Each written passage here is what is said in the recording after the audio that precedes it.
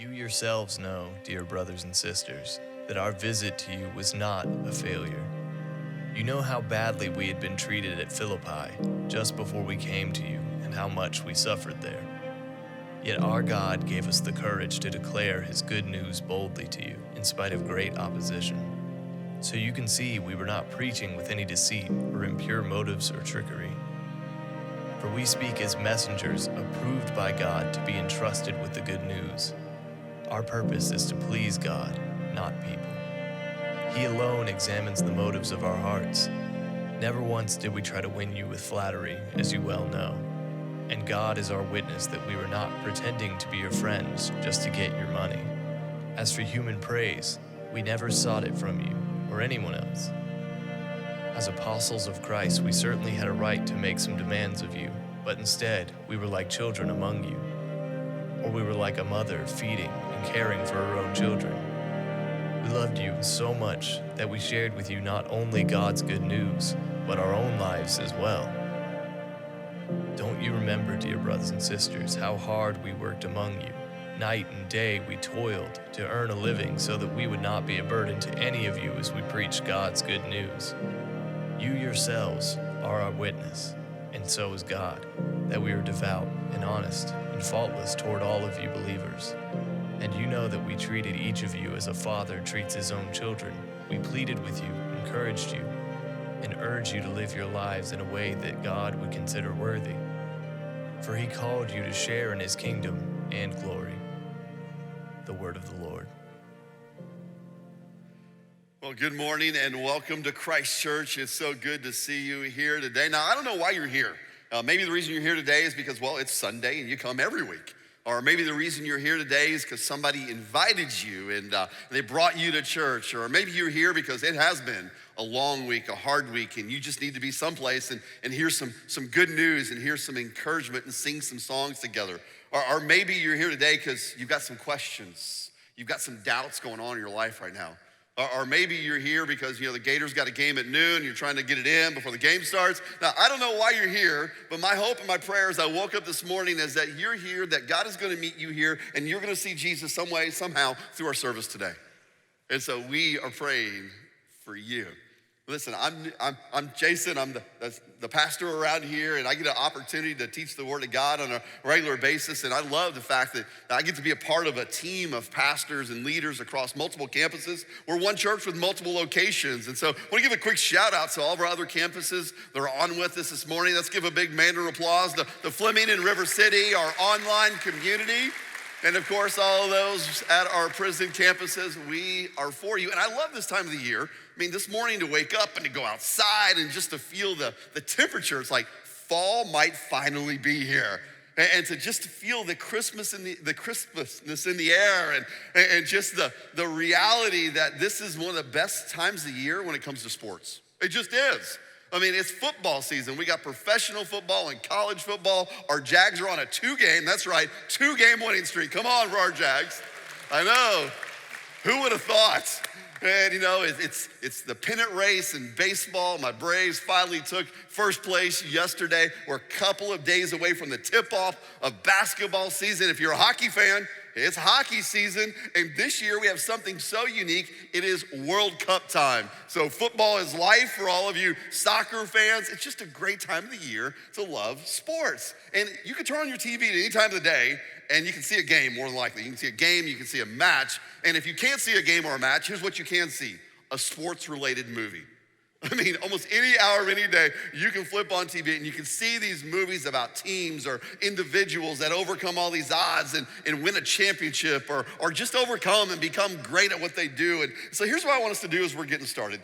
I want you to capture in your mind here for just a second that sports movie that you love, that sports movie that you can watch over and over and over again. Whatever that movie is, I want you to capture it in your mind, hold on to it for a second, and then right now across every one of our campuses, I want you to take about 20 seconds, turn to someone on your right or to your left or in front of you, behind you, and share with them your favorite sports movie. You ready? Go.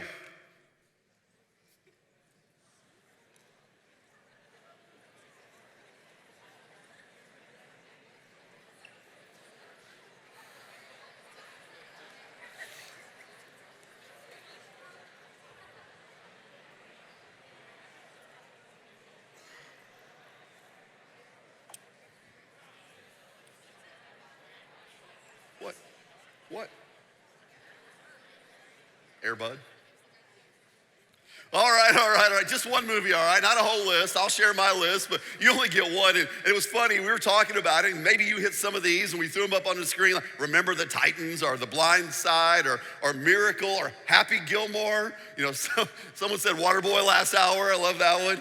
You know, Blue Chips, Jerry Maguire, Show Me the Money, right? It's Space Jam. I mean, all kinds of great sports movies. And you can flip on your TV just about any time and you can see one of these movies. And let me share with you, I've got a couple favorites. And I'll tell you right off the top, my fourth favorite sports movie, I got a list of 4, is Talladega Nights.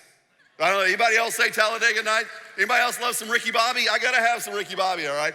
Don't you put your bad juju on me, all right? I love some Ricky Bobby. Any Saturday, any Sunday, you can turn on TBS and you can get your fill of Talladega Nights. So I love Talladega.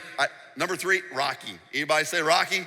Couple Rocky fans. I mean, you love the whole Rocky, you know, actually not everyone. 1, 2, 3, 4, 5 doesn't count. We skip that one. 6, and then the whole Creed series. I mean, that's the canon of Rocky movies. Rocky, the story of this guy, this down on his luck, gritty dude from the streets of Philly and just overcomes. Man, we love the story. My top 2 movies, though, are really sentimental for one key reason. They both happen in the state of Indiana, all right? And so my top 2 movies, they kind of fluctuate depending on what time of the year it is. But I will say right now, my second favorite sports movie is the movie Hoosiers. All right, oh yeah, I love Hoosiers, all right? The story of this little bitty team from nowhere, Indiana, Hickory, Indiana, and a bunch of these boys, they can hardly put together a team, and they throw together this group of boys, and they get coached up, and they end up winning, you know, the state championship. It's just this amazing movie. And growing up in Indiana, I was in 7th grade when this movie came out. I mean, I got a flat top, I got my Chuck Taylors, because I wanted to look like the boys from Hickory, you know? And man, I just love that movie, one of the greatest lines in movie history. Don't get caught watching the paint dry. Oh man, I love that movie. Just a story of a team and individuals who just overcame. But I'll tell you right now, my favorite movie is another Indiana movie. It's the movie Rudy. Anybody say Rudy? All right, good. I wasn't alone. A lot of Rudy fans out there. The story of this kid, literally, an average football player, average, student, and has this dream to go play for the University of Notre Dame. And but the reality is, because he was average at football and average at school, he wasn't getting in, and so he goes to work at the local factory, and he loses his best friend in an accident, which spurs him to go live his dream, to pursue this dream. And so because he was an average student, because he was an average football player, he can't just go to Notre Dame. He goes to a junior college. He begins to just apply himself to school. He goes, gets a job on the field crew at Notre Dame, and he works for 2 years to finally get into school. And he gets in, he walks on the team, and he's basically a tackling dummy for 2 years on the practice squad. And we get to the end of this movie, and it's the final game of his senior year of college, his last chance to dress out and be on that sideline and prove to people that you can overcome and accomplish your dreams. And his teammates go to bat for him. The game happens. At the end of the game, they finally put Rudy in, and Rudy makes a play, and everybody goes nuts and carries him off the field. And you watch that movie, and that movie ends. You're like, man, I love it. And the reason we love those movies about sports is because almost every single time it captures the story of a team or an individual who through persistence and through just determination and grit and willpower never gives up. We love stories of people who never give up. In fact, say that with me on the count of 3. 1, 2, 3. Never give up. That's what we're going to hear from Paul today. Last week we heard from Paul, the word got out. But this week we're going to hear from Paul, never give up. You need to have a faith like mine, a never give up kind of faith. And I love that he shares this with a tenderness of a pastor, a heart of love. You see, there's 2 things about leaders, great leaders. 2 things about great leaders that are always there. You're always gonna see that grit. You're gonna see that determination. You're gonna see that stick-to-itiveness. You're gonna see that never give up mindset. But what you're also gonna see out of great leaders is a heart. You're gonna see love. You're gonna see a servant's heart. Good leaders and great leaders, there's a difference. Good leaders share news and information, but great leaders share that news and information with heart because they care about who they're leading. They value them. They appreciate them. They want them to become the very best they can be. And what we see from our text today is that's the heart of Paul, that Paul is calling them to this never give up kind of faith, but he's calling them there with this heart of a parent, the heart of a pastor. And so if you have your Bibles, your devices, we're gonna be in the book of 1 Thessalonians. We're gonna be in chapter 2 today. If you have your workbooks, we're on page 24 of our workbooks. If you haven't got one of these, grab one of these. We still have a few left. I mean, great tools for your personal quiet time, for your small groups. And we have some. If you're watching online, you can download a PDF. You can grab one of those. Page 24 of our workbooks. And while you're turning there, let me just kind of give you a quick backstory, catch everyone back up of where we've been, because we saw back in the book of Acts that Paul had this vision to go to Macedonia, go to Greece, and to share the good news of Jesus Christ. And so he packs up and they head to Greece, they head to Macedonia, and his first stop is the city of Philippi. And he goes there and he sets up, he begins to preach the good news and preach the gospel. And one day he meets this slave girl in the street, and she has an evil spirit in her that gives her the ability to foretell the future, like a fortune teller. And so Paul notices this evil spirit in her, cast out this spirit, or her owner is upset because now she can't make money for him. And so he goes and rounds up some of his buddies. They get the Louisville Sluggers out, and they beat Paul within an inch of his life. And they throw Paul and Timothy and Silas in prison. God has to intervene in a supernatural way and sneak them out of prison, get them out of town. And so they leave Philippi and they go to the city of Thessalonica. And they go there and they set up in the synagogue for 3 Sabbaths, for 3 weeks, maybe a month tops. And while they're there, once again, they turn the whole city upside down. I mean, everybody's in an uproar, a riot breaks out. They go looking for Paul. They settle for a guy named Jason who brokers a peace deal. But Paul and his guys, they gotta leave. And so they leave Thessalonica and they go to the city of Berea. And they go to Berea and they begin to preach, but the word got out.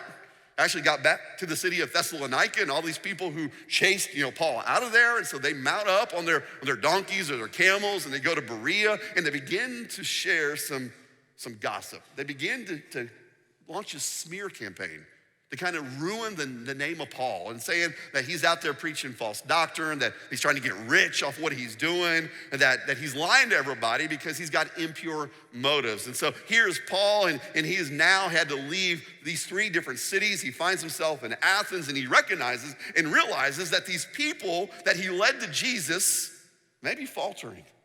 And they may be wondering, where's Paul?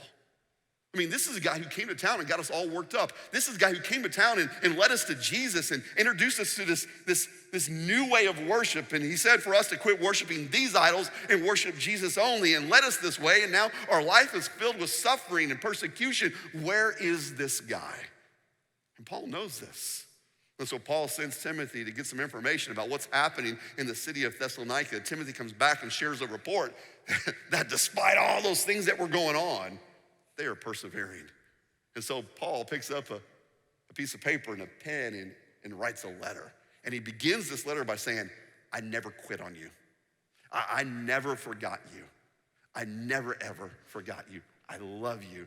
And so what we're gonna see as we jump into text today is just this never give up attitude that Paul is challenging us to have this never give up kind of faith, a faith that is persistent, a faith that is consistent, a faith that just continues to show up day after day after day after day.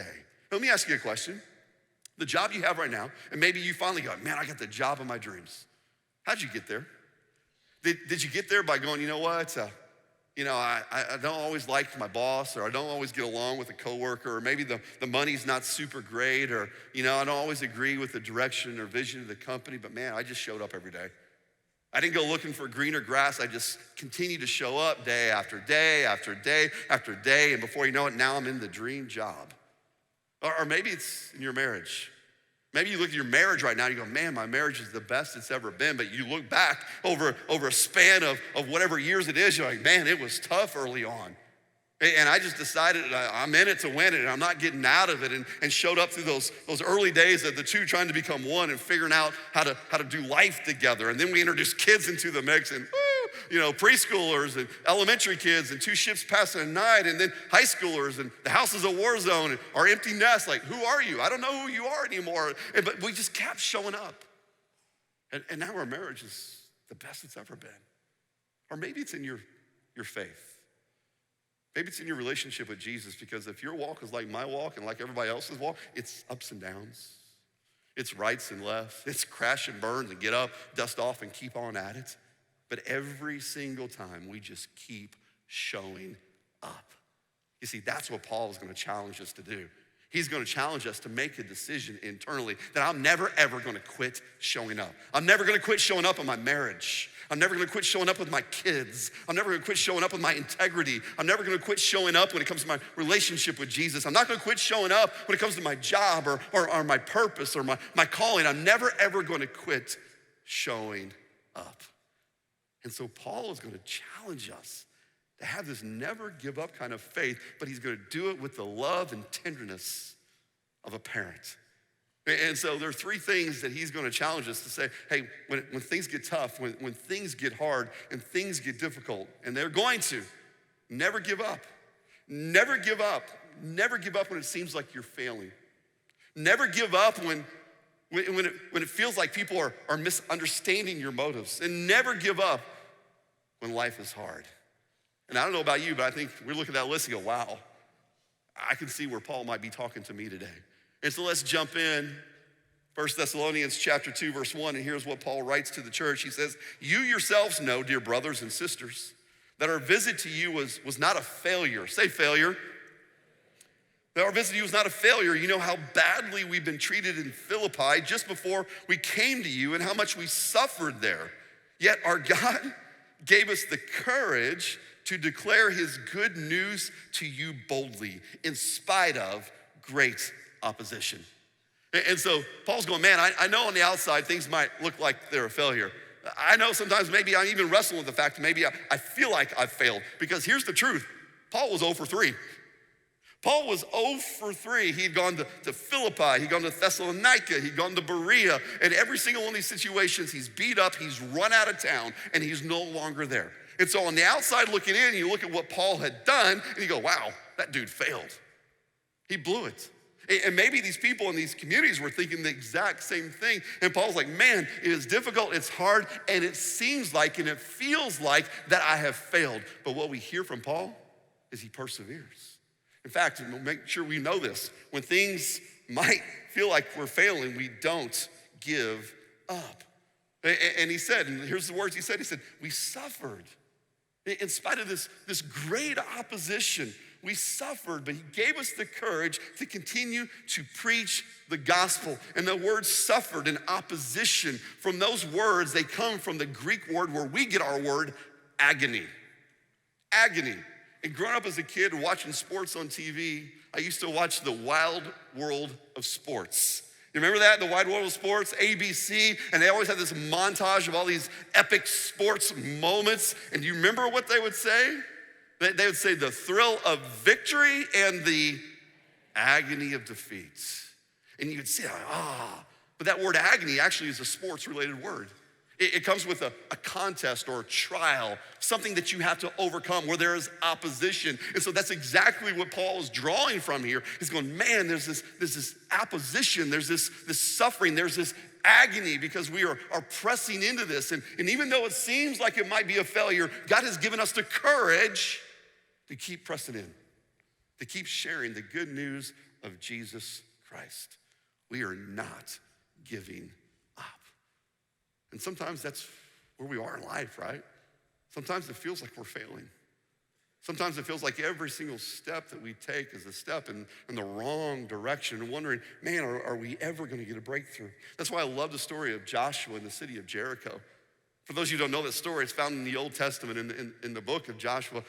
And Joshua has just assumed leadership of the nation of Israel, and they're crossing over into the promised land. And one of the very first cities that they come in contact with is the city of Jericho. And the city of Jericho is known for its giant walls, its defensive walls, and they were huge. And so here comes this brand new nation of God into the promised land. And the very first thing they approach is the city of Jericho. And so they're ready to go and to take this city. And God's like, hey, I want to make sure you don't go and do it on your own and think that your power is going to get this done. I'm going to give you the battle plan. And God comes to Joshua and says, here's the battle plan. I want you to walk around the city one time every day for 6 days.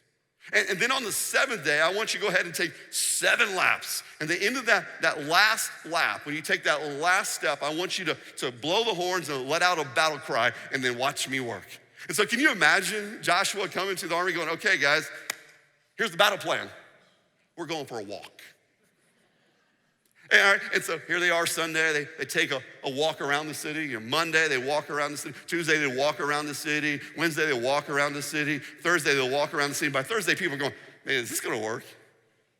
I mean, it seems like we're failing here. I mean, we're supposed to be taking the city, and all we're doing is walking circles around the city. Friday, they go for a walk. Saturday, now they walk 7 times. Once, twice, 3 times, 4 times, 5 times.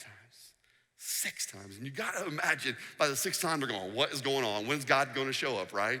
7 times they take that last step and they let out that battle cry and the walls come crashing down. I mean, so many times what happens in life is it feels like we're failing. It feels like everything we're doing, it's not working. And every step we're taking is a step in the wrong direction. And sometimes it's easy to go, you know what? I'm just throwing in the towel. I'm just going to give up. But what I think we learn from the story of Joshua in the city of Jericho is you never know when you're one step away from the walls coming down. You're one step away from a breakthrough in your life. And so Paul says, don't give up. Keep showing up. And yeah, you might feel like you're failing, but stick to it. In your marriages, man, don't throw in the towel. That's a commitment, for better or for worse, in sickness and health, till death do us part. Listen, I know. I've been married for 27 years. I know it's hard. I know it's a challenge, and I know all the pitfalls, and I know all the challenges. But man, when it's hard, we stick it out. We stick it out. Or maybe it's in your career, and you're ready to throw in the towel, and you're ready to give up. I mean, you say, man, when you feel like you failed, when you feel like you made a mistake, no, keep pressing in, keep taking another step, because you never know when you're gonna have that breakthrough with your kids. Don't give up, don't throw in the towel. Don't, because you feel like a failure as a parent, just go, you know what, I'm done. No, keep pressing in, keep walking in the right direction, and maybe you'll get that breakthrough. Don't throw in the towel when it comes to your walk with Jesus, because it's easy. It's easy for us to feel like a failure. Like, man, Paul was the guy who said, I do what I don't want to do, but then I don't do what I know I should do. I mean, he's the one who said that, and I feel the same way. But just because I fail doesn't mean I don't keep going. I'm gonna continue to show up.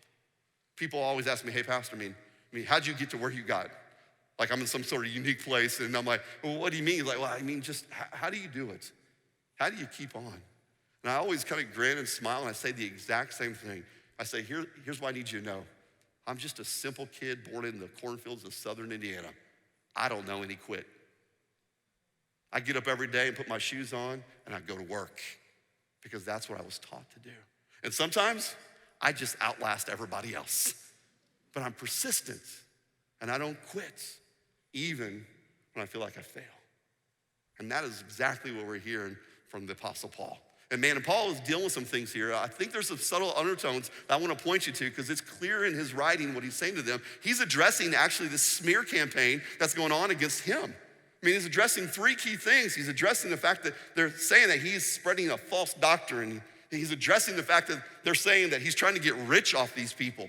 He's addressing the fact that he's lying to them, trying to get some sort of personal gain. And so in the words we see here, you're gonna see Paul go, no, hey, listen, my motives are pure. So don't give up when people misunderstand your motives. I mean, listen to what he writes. He says, so you can see we were not preaching with any deceit or impure motives or trickery. For we speak as messengers approved by God to be entrusted with the good news.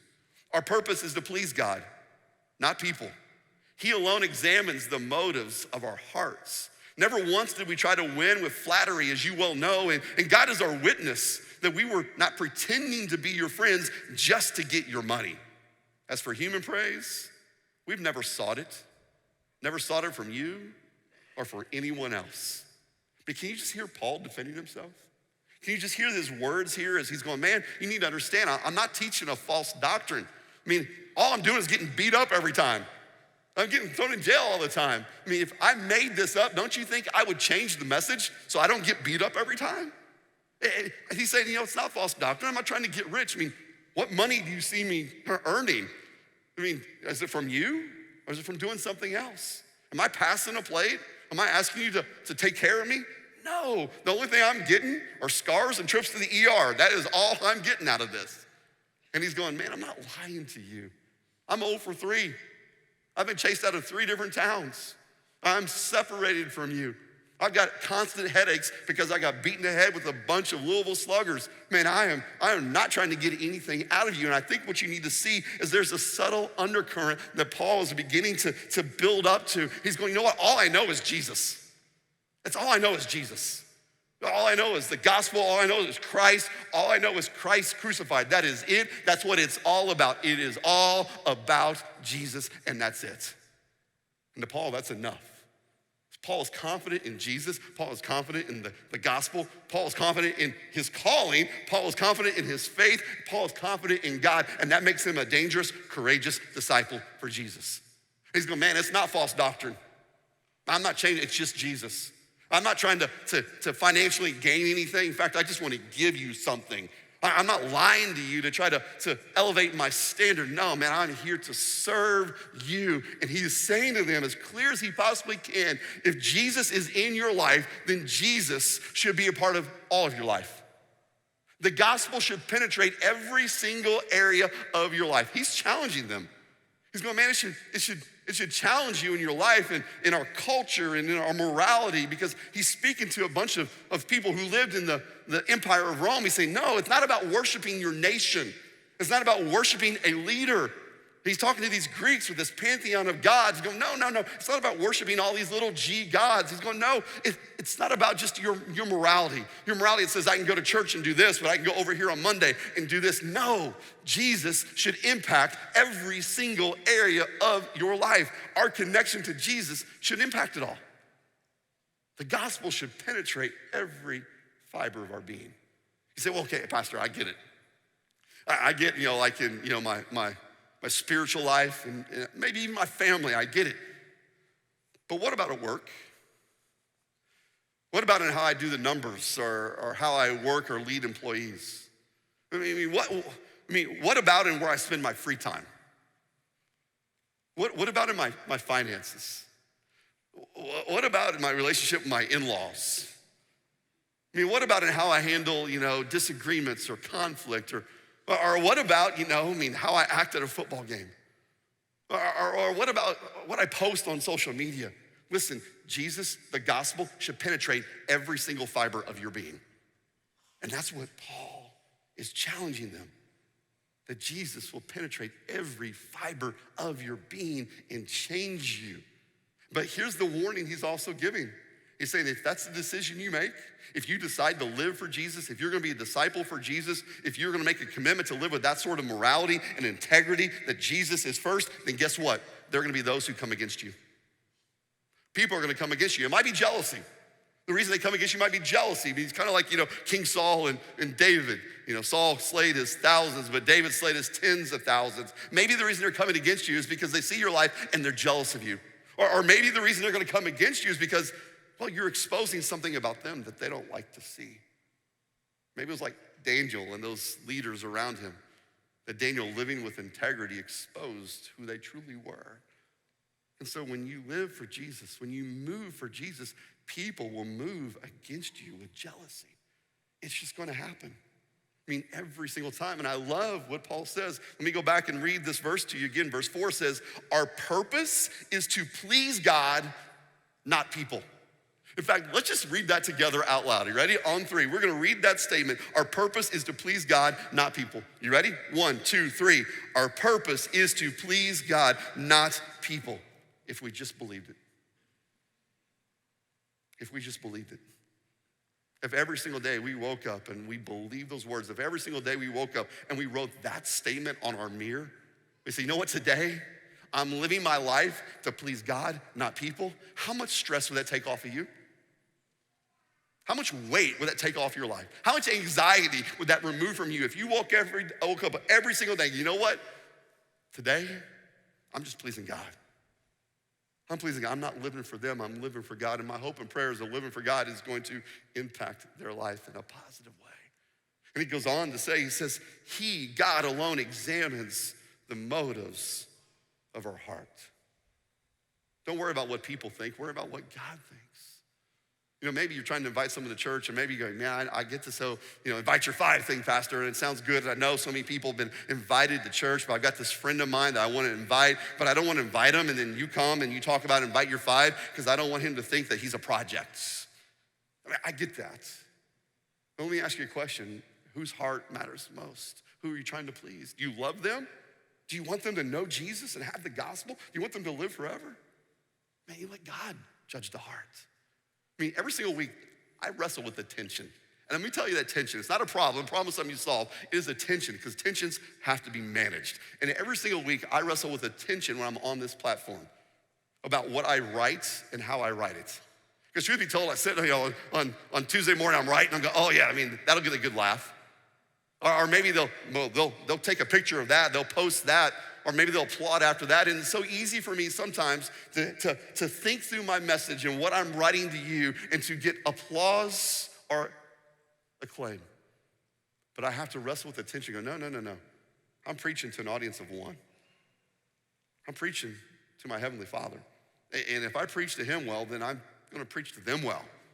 And so I wrestle with that tension inside of me, because I don't want anybody to ever judge my motives wrong, and hopefully they're not wrong, but I wanna make sure that my motives are pure. That every single day and every single Sunday when I walk on this platform, I come up here to please an audience of one.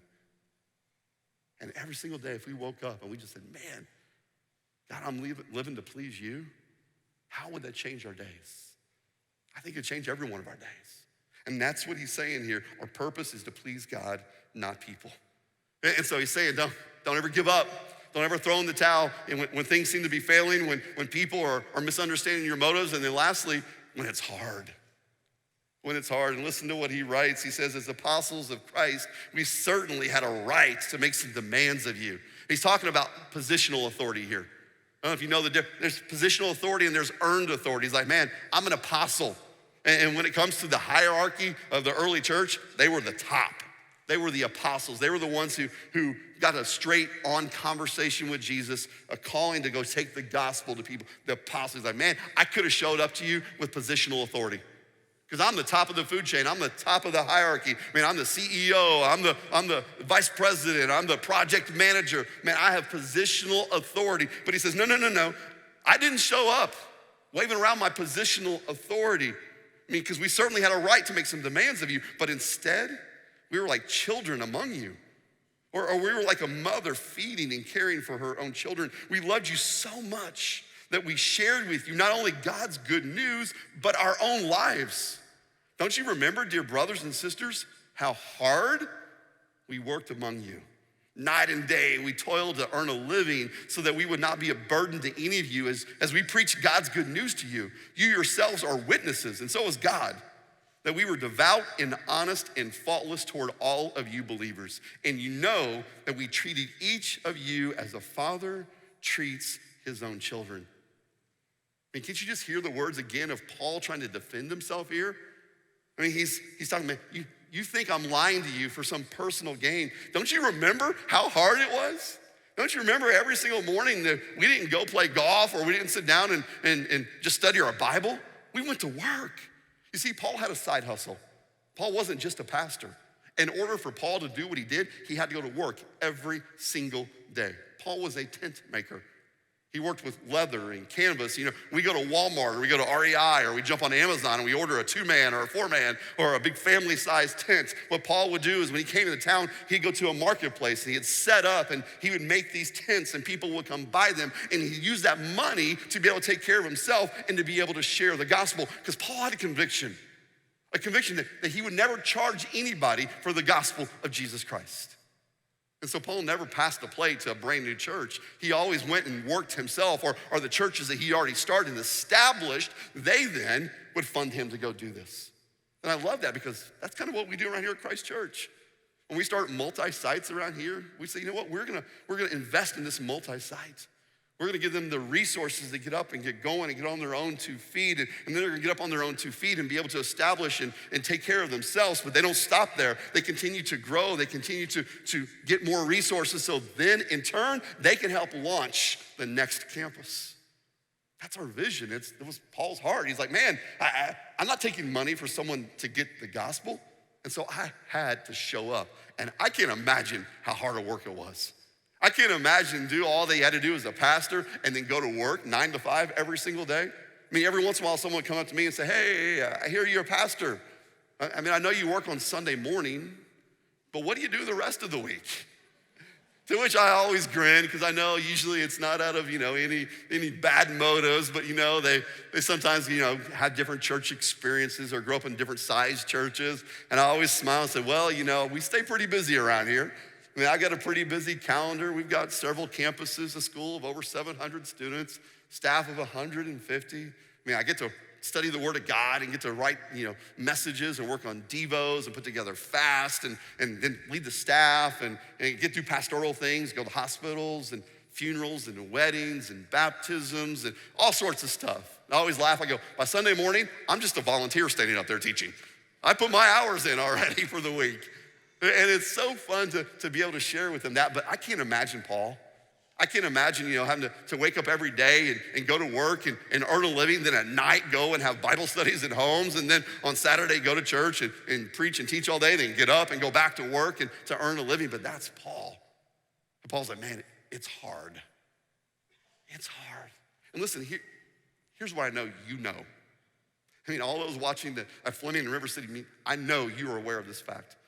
Those watching on our online community, you know this. Guys behind the bars, I mean, you're living this. And here's the fact. Life is hard. Life is hard. It's something every single one of us, no matter who we are or how old we are, we've already experienced. That life is just hard. I mean, there's death and there's deadlines and there's budgets and there's breakups and there's cancer and there's COVID and there's in-laws and outlaws. There's long days and longer nights. There's heartbreaks and there's breakthroughs and there's hurricanes and there's happy birthdays and there's habits and there's hang-ups and people and problems and there's depression and diets and chaos and kids. And then on top of that, there's me and my life and my mess and my stupid decisions and the sin in my life. Life is hard. Life is hard.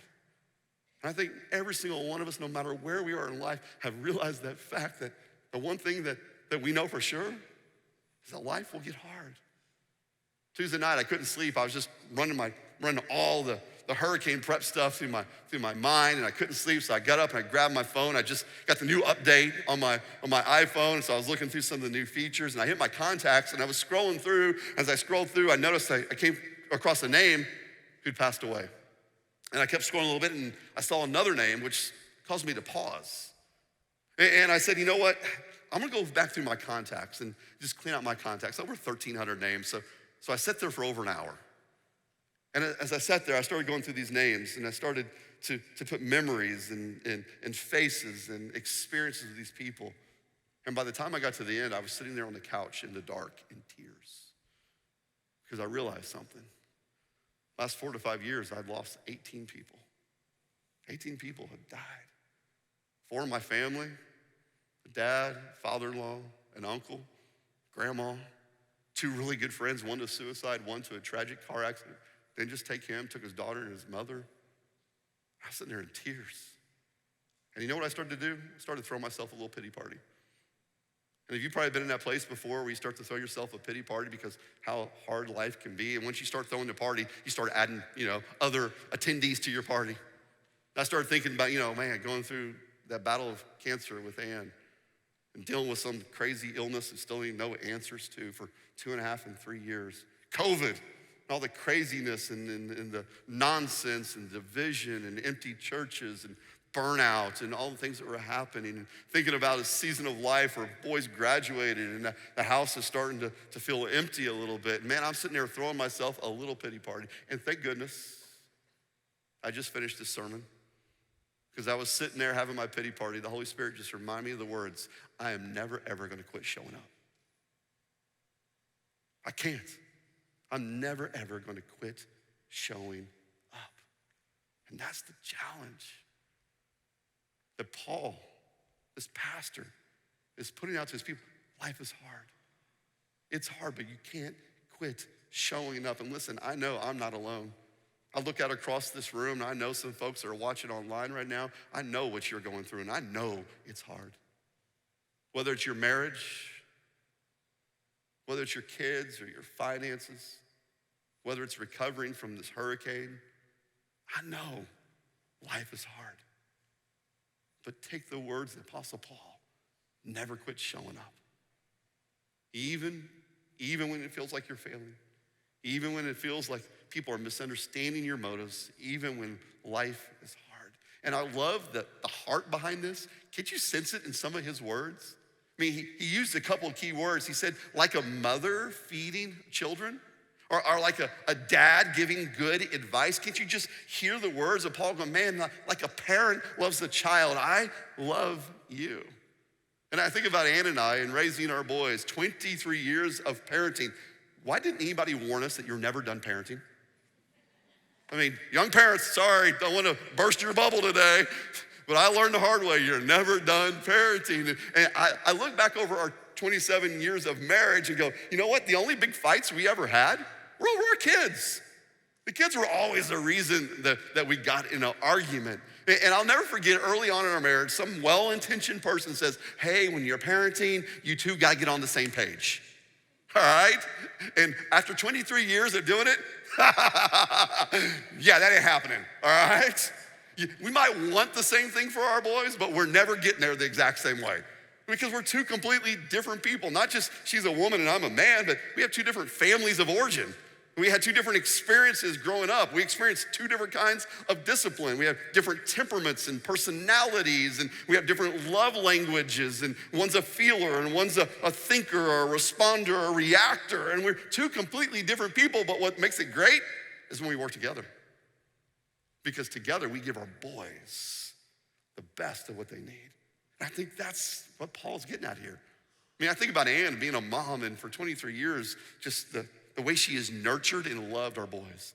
Through all the different crazy seasons of life, all the bonehead things that they have done throughout their life, just being there day in out, nurturing them and loving them. And I hope as a dad, some of the advice that I've given them has been good advice to lead them in the right direction. I think that's the heart that Paul is bringing here. It's like a parent, it's a man, just like a mother feeding their kids. I want to feed you. I want to give you spiritual milk to help you grow, or like a dad giving out good advice. Let me give you some good advice because I know what you're going through. And so Paul is bringing all of this together for one point. This is his so what. This is his why. It's verse 12.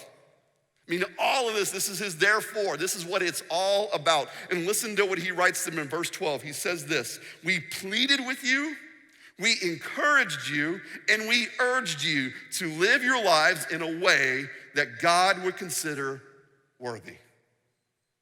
That's what it's all about. To live your lives in a way that God would consider worthy, for he called you to share in his kingdom and his glory. Paul's going, that is the ultimate goal. That is the so what, that is the why. That is why I travel from city to city. That's why I take beat downs. I mean, that's why I go to prison. That's why I defend the gospel. That's why I will refuse to ever be quiet. That is my why. My why is that you would know Christ. You would know Christ crucified. That you would embrace and experience the gospel. That it would change you so that you can live a life that is worthy of our God. That is the why. That's why you never give up. That's why you keep showing up. Even when you feel like you're failing, even when the motives are questioned, even when life is hard. Because my life is meant to bring glory to the Father. So what's our application? All right, let me give you a quick application here as we wrap this up. Because it's easy to look at this and go, that Paul, he's a great dude. I mean, it's great to have a pastor like Paul. I mean, these are good words, good for them. So what's he saying to us? What are these scriptures saying to us? Let me tell you, this church, we love you. I mean that, we love you. Our elders love you. Me as your pastor loves you. Your campus pastors love you. Your staff loves you. Our volunteers love you. We love the people of this church, and we're not just a salvation-only church. We preach more than just salvation. We preach, yes, salvation, but we also preach that you have been called to follow Jesus Christ and be a disciple. Why? Because of verse 12. Because your lives are supposed to be lived in a way that brings glory to our Heavenly Father. And so I love that I've been at this church for 22, almost 23 years, doing life with so many of you. I mean, hanging out at weddings, dancing and laughing together and celebrating kids coming together and getting married. Been at funerals with you, crying over the loss of someone, sitting in hospital rooms, praying for Jesus to intervene. We got to celebrate with you and as people make spiritual decisions and are baptized, you, your kids, someone you invited to church. We got to sit in the office and talk through some hard things, some marriage challenges, maybe trying to discover your purpose in life. I mean, we've done life together. We've lived together, and I love that. That's what Paul is saying to them. Hey, we know each other. And so as a parent, as a leader, let me speak into your life. Never give up. Never give up, because the gospel will prevail. And I think there's an application for every one of us, because here's the truth. You have friends, you have family, you've got a sphere of influence that I will never be able to speak to. You've got people in your life that you've been to weddings with or funerals with, that you talked about challenges and you sat in a coffee shop and cried over your marriage. You called up and said, man, you're struggling at work. I mean, you've met and said, man, I could use a few bucks. You've been at those places. You've been in the trenches with somebody else that you can speak to, that I can never speak to. And you have an opportunity, as God has placed that person in front of you, to give them the good news of Jesus Christ. To share with them the gospel that has changed you. Listen, the highest expression of love is not silence, but Jesus. It's the gospel. It's what Paul is saying. It is all about Jesus. It is all about Christ. It is all about Christ crucified. That is what it's all about. And so let me lovingly challenge you and call you to never give up. Never give up when you feel like you're failing. Never give up when people are questioning your motives, and never give up because life is hard. Keep pressing in, because you never know when you're one step away from a victory. Here's what I want to leave you with thinking this week. Am I living my life in a way that God would consider worthy? Am I living a life in a way that God would consider worthy? That's a lot to wrestle with. And so this week, as you're wrestling with him, think about these words of Paul. Would you pray with me? Jesus, we thank you. We love you and we need you. We are so grateful for your word, for Paul and his heart, and pray that you would just challenge us. Because there's no portion of our life, there's no part of our life that Jesus and the gospel shouldn't penetrate. And so in this world we're living in, where our culture and the opposition we're facing, it's never going to change. Help us to lean in and to never give up, and to make everything in our lives about Jesus. Thank you for this study. Thank you for this church. Thank you for the opportunity that you are giving us to become more like you. Jesus, it's in your name we pray. Amen.